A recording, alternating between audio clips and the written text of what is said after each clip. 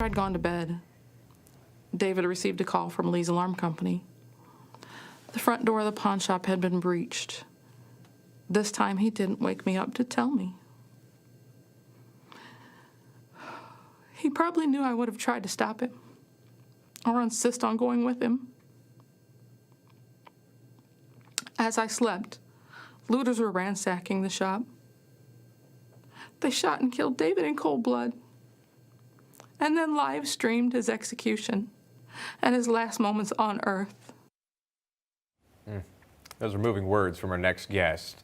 I remember covering this. I don't think there was a dry eye watching after she spoke at the RNC. Her late husband, retired St. Louis Police Captain David Dorn, you may remember, was shot and killed by looters. This was last June, amid a night of violence and unrest following the George Floyd protest. And Dorn is joining us live. And good to see you. I want to thank you sincerely for taking the time here on this Friday to talk with me. I want to ask you right now, how are you doing? How is your family doing right now? We're surviving. We really are. We're doing pretty good. Well, I appreciate that, sharing that with us. I know no loss is easy, and I know how close you and your husband were. I believe you were married for nearly 30 years, if I understand that correctly. Yes.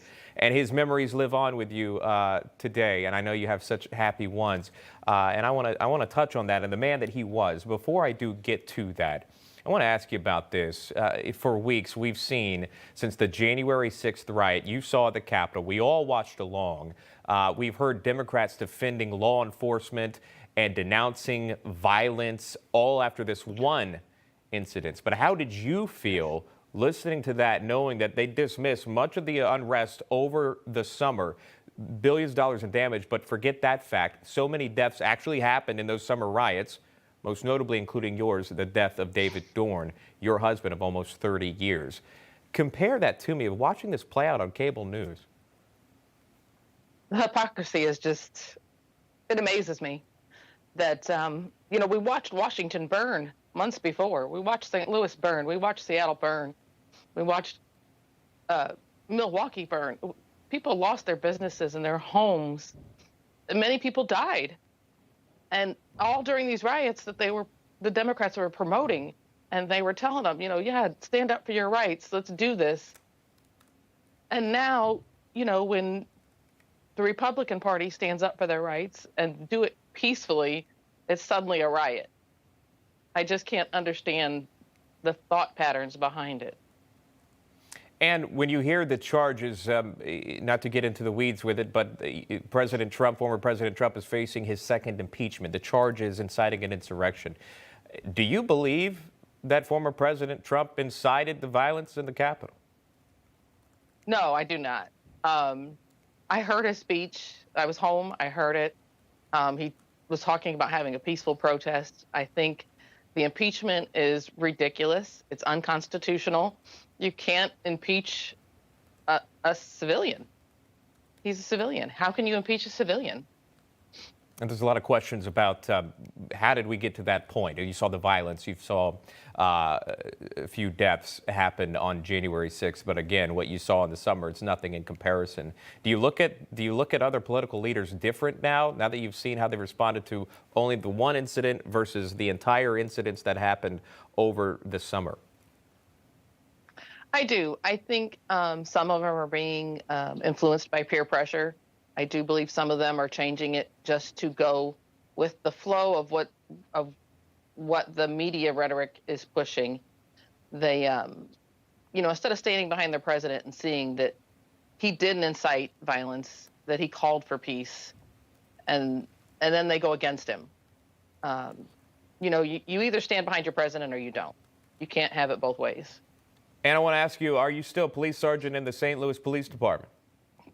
I am, yes. What's the climate like today there in that specific police department? Do you feel you have the backing of your political leaders? Are people still wanting to sign up to be a part of the force? Are people leaving? Explain the climate there of what you're experiencing. It's hard to recruit. It really is. We do need more police officers on the city, and that's everywhere in the country. Everyone needs more police officers. Morale is a little low, but that's been away for a while because the community, the atmosphere of the community is not in favor of the police. So, but the officers in the city of St. Louis, I have to give them credit. They come to work every single day. They do their job to the best of their abilities. They're utmost professional when they come to work. You just can't ask for more from the officers that we have. As you look at photos of your late husband, David Dorn, protecting that pawn shop on a security detail, such a sad story, and again, it being streamed. I remember covering this, and I just can't imagine what that is like for you and to continue to move on with your life. I imagine it's surreal. I want to ask you about the badge around your neck. Obviously, if I interview you in person, I would be able to pick these things. I always try to find something of a guest that I see that stands out. Tell me about that badge. It is a badge. It has David's name on it. It has his rank, and there's a saying on the back, but it's too small for me to read with my glasses on. But it talks about. It has the saying about no greater love is shown for a man that gives his life for a friend. And how are you remembering your husband today in moving into, I don't know if you celebrate this or not, but Valentine's Day is this weekend, and it's a time to, at least share your love with somebody. And I imagine that's difficult for you. How are you remembering your late husband today? We always have fun. We've always laughed. We've always carried on. He was never one to send me flowers on Valentine's Day. At least that's what he told me. But he always surprised me, and I always ended up with a bouquet of flowers on Valentine's Day, despite him telling me he would never send me a bouquet of flowers.